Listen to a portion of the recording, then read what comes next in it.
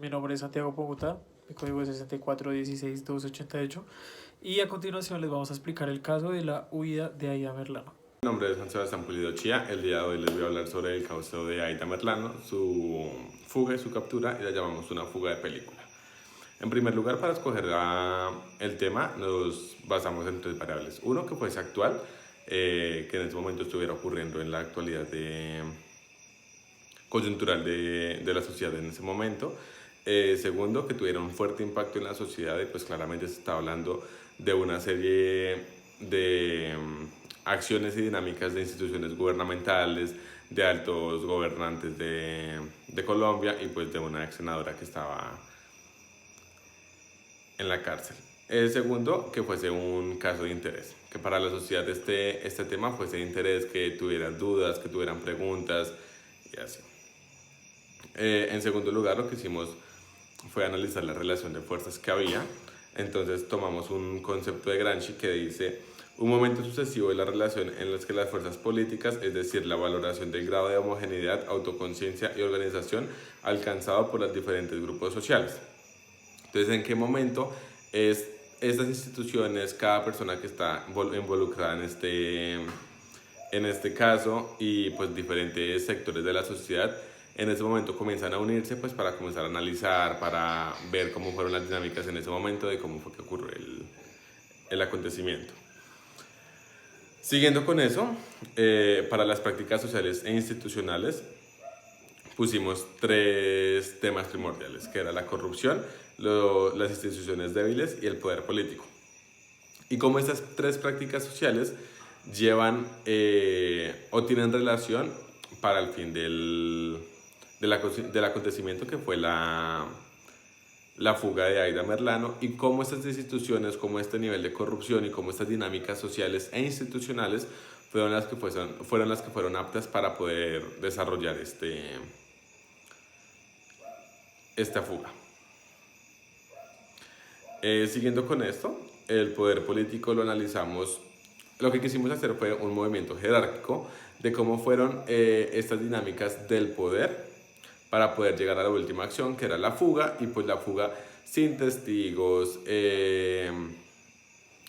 sin alguna prueba contundente, a excepción de las cámaras, pero pues fue una excepción que no están dentro de estas relaciones de poder que nosotros quisimos analizar. Entonces, en primer lugar, ponemos el poder político, y de este poder político desglosamos la corrupción, los intereses personales y la presión política. ¿Por qué la corrupción? Pues porque claramente en Colombia vivimos en un contexto altamente corrupto, donde tal vez ha llegado a normalizar, y el hecho de tener tanta corrupción ha facilitado muchas veces para que irregularidades pasen como si fuese algo normal. En segundo lugar, los intereses personales.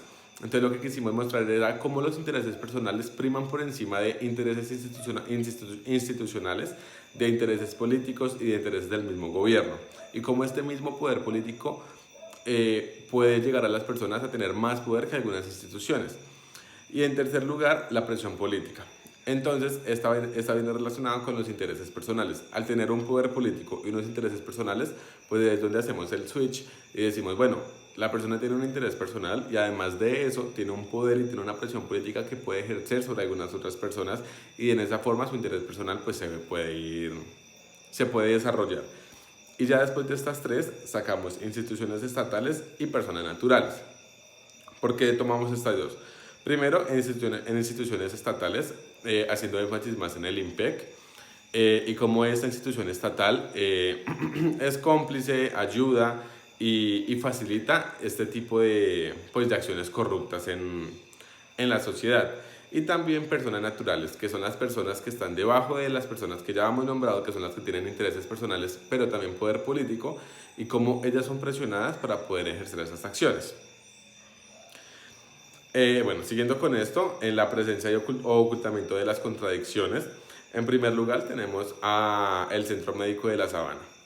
Entonces, se analizaba de cómo Aida Merlano puede salir de la cárcel para ir a un consultorio médico, y este consultorio médico no tener la normativa correcta pues para poder atender a una persona que en ese momento está privada de su libertad, de cómo va a ser el protocolo de ingreso, de salida, de espera. Y así, en primer lugar tenemos al Centro Médico de la Sabana y pues en este caso a sus profesionales. El segundo, la segunda institución que tenemos es el Instituto Nacional Penitenciario y Carcelario de Colombia, que es el INPEC, y como una serie de acciones, una serie de decisiones antes del traslado son las que facilitan esta huida. Entonces, desde un primer momento tenemos a un comandante que da la orden de que la seguridad de Aida Merlano disminuya, y en segundo lugar no hay un protocolo claro de cómo va a ser cuando lleguen al centro médico, cómo se va a bajar, cómo se va a llevar al consultorio. Entonces, en este caso es como cuando hay un ocultamiento de las contradicciones y detrás de la acción hay una serie de conductas que van a probar o van a facilitar esta acción, pues en este caso la huida. Y siguiendo con esto, encontramos de cómo este suceso había cambiado o había tenido como un choque, una confrontación o había tenido una relevancia en la sociedad. Entonces, a raíz de que comenzamos a hacer como una serie de análisis de las personas que pensaban, de que habían dicho algunos medios, así, encontramos algo que lo dice la Silla Vacía como medio independiente, que se llama el efecto Aida. Debemos tener en cuenta que para cuando Aida Merlano fue capturada, en ese momento las votaciones nacionales para alcaldías y gobernaciones estaban muy cerca. Entonces, como las maquinarias políticas en este momento, pues porque las declaraciones que estaba dando Aida Merlano comenzaban a nombrar a estas personas tan importantes para la política nacional, entonces de cómo las maquinarias políticas comenzaron a cambiar la forma en la que hacían política, en la que, pues sin acusar a nadie, hacían compra de votos, cómo comenzaron a cambiar estas dinámicas. Y la Silla Vacía se atreve a afirmar que el efecto Aida, aunque no fue el único que tuvo relevancia en las votaciones nacionales, sí tuvo cierto protagonismo, ya que por primera vez en la historia grandes partidos políticos como el Partido Liberal, el Partido Conservador, el Partido del Centro Democrático, que son las maquinarias más fuertes que tiene el país en el nivel de política, bajaron su poder. No quiere decir que hayan perdido en las urnas. Sin embargo, en muchos departamentos y en muchos municipios sí se hizo un cambio y se cambió a partidos alternativos. Entonces a esto lo llaman el efecto Aida, y pues lo quisimos reflejar como una consecuencia que esta situación tuvo a la sociedad y en qué momento pues sí tuvo algún protagonismo, tuvo alguna importancia en las dinámicas políticas del país.